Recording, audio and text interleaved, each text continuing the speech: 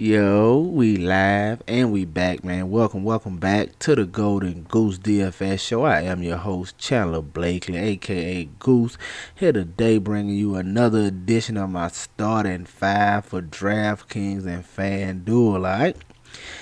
And before we get into that, y'all already know we got the lineup review breaking down the first playoff slate for us yesterday. We're going to get right into that, so hit the subscribe button if you haven't done that. If you're new to the channel, hit the like button definitely for any and all, and turn your notification bell on if you don't got it on so you can know when the video drops. Alright, now let's get into this breakdown. Alright, first day playoff slate. It was a rough one for us, man. A rough one for us, but hey, we off to a slow start. We had a good play in, but first day of the playoffs off to a slow start. Let's get into what happened yesterday.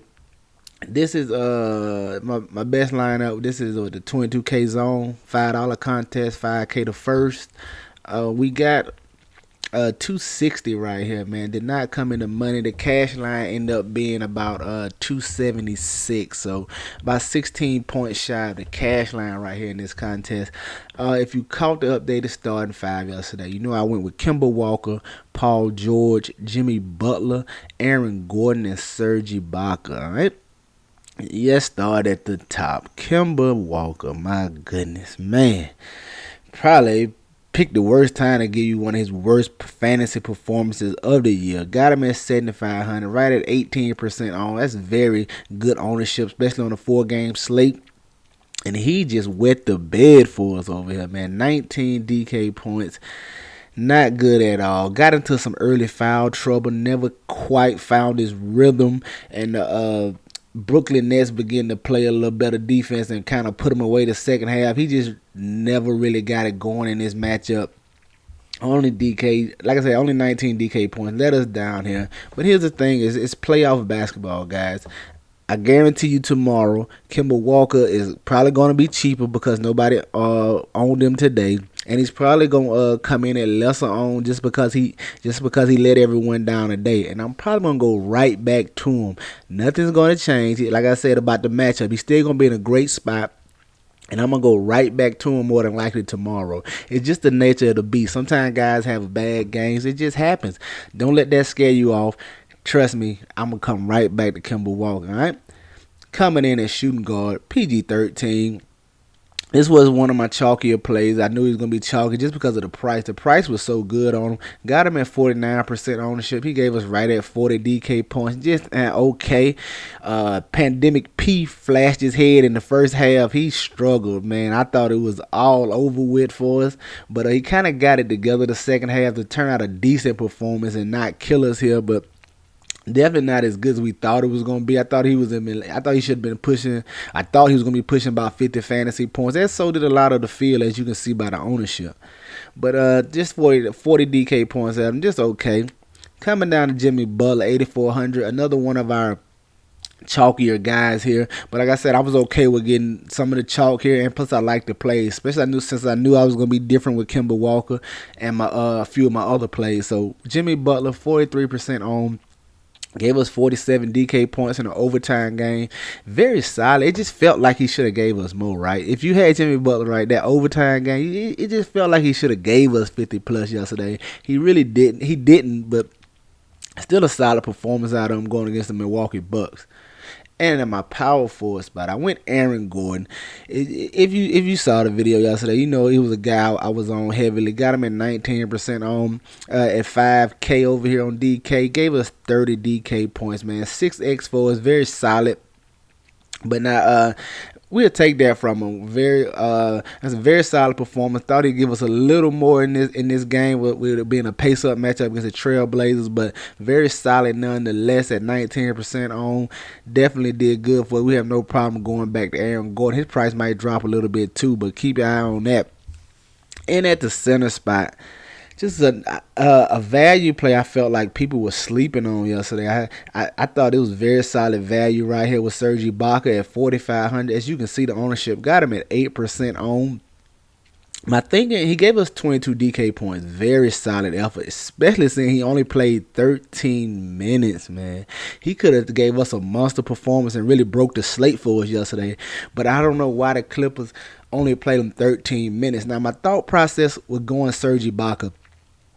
With Porzingis starting at the center, I thought that'd be the Clippers would be at a disadvantage if they started Zubac, as Porzingis was stretching my side of the paint. He's a little quicker than Zubac. He'd be able to beat him off the dribble. So I thought they had a very bad matchup for Zubac on the defensive end. And I'm anticipating Serge and Zubac to split minutes anyway. So with it being a bad defensive matchup from Zubac, I figure it maybe could be like, 26, 27 minutes. Maybe Ibaka could get the lion's share of the minutes, but they didn't play any one of them, Ibaka or Zubac. They chose to go small, and with Marcus Morris playing a lot of the center. So that really messed up our strategy right here. I anticipate Ibaka to get more minutes going forward. And like I said, his price is probably going to drop, especially with the lack of minutes and the lack of ownership. But he's another guy I'm going to go right back to. His minutes should increase. He's a better defensive matchup for them to check Porzingis, especially with Porzingis starting at the center. And rounding out my lineup, man, went Trevor Ariza, just another value play I liked. If you saw the video yesterday, you know I was on Ariza too for the 4,700. Got him at 14% on. Gave us 29 DK points. Very solid from Trevor Ariza. Guys, you're going to see a lot of that. So with the playoffs, with it only being 4 games, when you find your value plays like Ariza, Ibaka, Aaron Gordon, guys you think has gonna be locked in for their minutes and have a solid upside, you're gonna want to get a lot of exposure to them guys. Like maybe, I'm talking 70-80%, because it's not going to be a lot of value. So it's okay to be overweight on your value plays, especially if you feel confident in them. Lock them in, man. I had a lot of Ariza yesterday, a lot of Aaron Gordon, and a lot of Serge Ibaka yesterday. I did about 10 lineups, so I had like 80%. I had those 3 guys in like 80% of those lineups. So it's going to be very hard to find value, guys. So when you find one you like, don't be scared to go overweight on. Just my little tip for the playoffs, all right? Finishing out the lineup at the bottom, went Goran Dragic 4,900. Got him at 19% on. Just anticipating him seeing the bulk of the minutes in the playoffs, just like the Heat did last year with him. They like going Dragic for just a savvy vet, man. His consistency, they like playing him in tough game situations as they don't fully trust none. In my opinion, I can't say what they do, but I don't think they fully trust none yet. So I wanted to lean Dragic right here. Gave us 32 DK points, over 6x right here. Very solid for going Dragic. And then finishing out at the bottom, my man Jusuf Nurkic. Just another play. If you saw the video yesterday morning, you know I was heavy on Nurkic. Even though he didn't make it into the starting 5, I still wanted to get some exposure to Nurkic. He gave us a nice solid double-double here, 42 DK points. Pushing 6x right here on Jusuf Nurkic. Very solid outing for him. All right. So that was my lineup yesterday, 260. Like I said, finished 15 points shy of the money. But we're going to try to get off to we're going to try to give a better performance here today. So let's see what I got cooking for y'all on today's slate. Early one starting at 1 o'clock. Another little 4-gamer. At the top, at point guard, guy I want to look at Mike Connolly. I just think he's too cheap right here. 6,700. You talking about a guy that's a solid fantasy producer. Going against his old squad here, Grizzlies. In the first round, he should be at 35 plus minutes. During the season, they kind of had him at 30, like a 32-minute, 33-minute cap. I don't anticipate that being the case here. If it's a close game and the Grizzlies aren't blowing them out, like I said, and they're in it, Mike Conley should have no problem seeing 36 plus minutes, 36 or maybe even more minutes in this case. And I definitely want to take advantage of it. I think he's too cheap right here at the 6,700. I told you we're going to try to take We're going to try to take advantage of the value plays, the guys that I think are underpriced, that can outperform their salary. That's always going to be the case right here, especially in the playoffs. And I think this is a great value play right here in Mike Conley. Coming in as shooting guard, I want to look at Bradley Beal. Yes, going against the 76ers. You know what it is. It's Westbrook and Beal show over there. The Beal's shot has been struggling a little bit, but he's been coming around, shooting better the last time out. I just think as the hamstring gets better and better, he'll get more into a groove. And you know he's a guy that can fill it up. Finish second for the scoring title. As him and Westbrook go, so does the Wizards. They have a very tall task here going against Philly, but here's why I like getting the bill. I'm anticipating Russell Westbrook to see some Ben Simmons defense. Ben Simmons is a very tough defender, very scrappy. And he can really bother inefficient Westbrook. Everybody knows Westbrook is not that efficient offensively. So I think he can run into some trouble with Ben Simmons, which may cause him to divert to Beal a little more than usual. And plus the fact that most of Westbrook's buckets come at the rim, him driving to the cup. Well, you got a rim protector in Joel Embiid out there. So I'm expecting it to be, not saying he can't get it done, but I don't expect a monster performance from Russell Westbrook in this matchup. He still can get it done, man. He's a superstar. Defensive matchups don't matter with those type of guys, but I just think it's going to be a little tougher for Westbrook here in this matchup. It's going to be tougher for the Wizards altogether, and they have a tall order here going against the 76ers, but just all those negatives for Russell Westbrook, I think it lends itself to Beal having a bigger performance, so I want to go to him, especially this $8,700 price tag right here. Love this price on him, all right? Coming in at small forward, guy I'm going to look at, Alex Burks. One of my value plays right here. I don't know what his ownership is going to look like right now. Still kind of early, but I think he may go overlooked, especially with him not being a starter. But it being in the playoffs, Alex Burks should see 30-plus minutes. As we know, him and Derrick Rose are like the main two guys off the bench. That they come off the bench, but they see like starter-type minutes. And Alex Burks, he's a shooter. He's a scorer. His upside lies in how well he's shooting the ball today, but I'm anticipating him seeing 30 minutes at his 4,500. He's definitely going to take his shots. So it's just about whether they fall or not. That's the type of value play I definitely going to want to take a look at going against the Atlanta Hawks, especially on a slate where there's not that much value to begin with. Definitely give me a value play that even though he only relies on his scoring, at least he's going to be taking the shots, and it's just up to it's just whether they fall or not. But I definitely want to look to him for an early value play right here. Coming in at power forward, another value guy I want to look at, Jay Crowder. Now, we know that Phoenix Suns power forward position, it's like a revolving door, man. You Cam Johnson, maybe some Dario Saric. You never know how it's going to go with the minutes there. Could be an even split, but my thinking right here, I'm thinking Jay Crowder starts and gets the bulk of the minutes. Here's why. The Lakers have Anthony Davis at the power forward. And out of those power forwards for the Phoenix Suns, Jay Crowder is undoubtedly the best defender. So, by far. And he's probably the only one that has a little size and a little strength to match up against Anthony Davis. So I'm anticipating him getting the bulk of the power forward minutes here, just to be a kind of a deterrent defender for Anthony Davis. So I want to go to him right here at the 4,100.